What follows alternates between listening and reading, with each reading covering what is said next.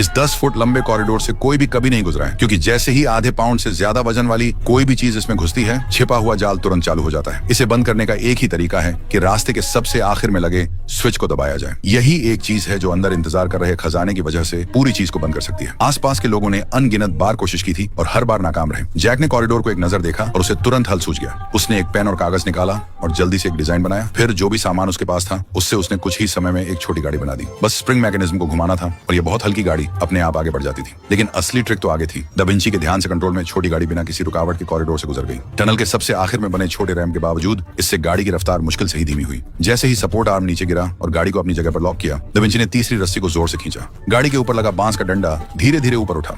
बस ऐसे ही पहला गेट खुल गया। टीम जोश में आगे बढ़ी, लेकिन दूसरे चैलेंज में उन्होंने जो देखा उससे वे एकदम रुक गए।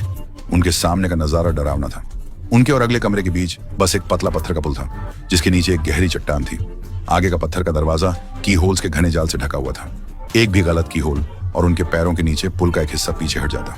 दा विंची ने साफ तौर पर गलत की होल चुना था। वो पास से देखने के लिए झुके और देखा कि हर की होल पर एक अलग तारामंडल बना हुआ था। उन्हें याद आया कि मूल निवासी हमेशा सूरज की पूजा करते थे। लेकिन रुकने के बजाय पुल तेजी से पीछे हटता गया। उस मुश्किल पल में दा विंची ने अचानक देखा कि हर लाइन में की होल्स की संख्या एक प्राइम नंबर थी, लेकिन कुल 100 नहीं थे। असली कुल 101 होना चाहिए था, जिसका मतलब था कि उस दरवाजे पर कहीं एक छिपा हुआ दिखाई न देने वाला की होल था। लेकिन कहां? यह एहसास दा विंची पर बिजली की तरह गिरा। उन्होंने तुरंत अपने पार्टनर से अपने पैर पकड़ने और उन्हें कसकर पकड़ने को कहा। फिर खुद पुल के नीचे पलट गए और सच में आखिरी की होल वहीं छिपा था। दा विंची ने चाबी अंदर घुसाई और अपनी पूरी ताकत से उसे घुमाया। आखिरकार पुल रुक गया। टीम मुख्य दफनाने वाले कमरे तक पहुंच गई। वहां गुफा के बीच में एक सोने का ताबूत रखा था। ये साफ तौर पर वो खजाना था जिसे वहां के लोग ढूंढ रहे थे। लेकिन जिस पल उन्होंने वहां के लोगों को इसे ढूंढने में मदद की, उन दोनों की कोई कीमत नहीं रही और जिंदा रहने का कोई कारण नहीं रहा। बाहर निकलने का रास्ता खोजने के लिए बेताब वे गुफा के पीछे एक हल्की रोशनी का पीछा करते हुए गए।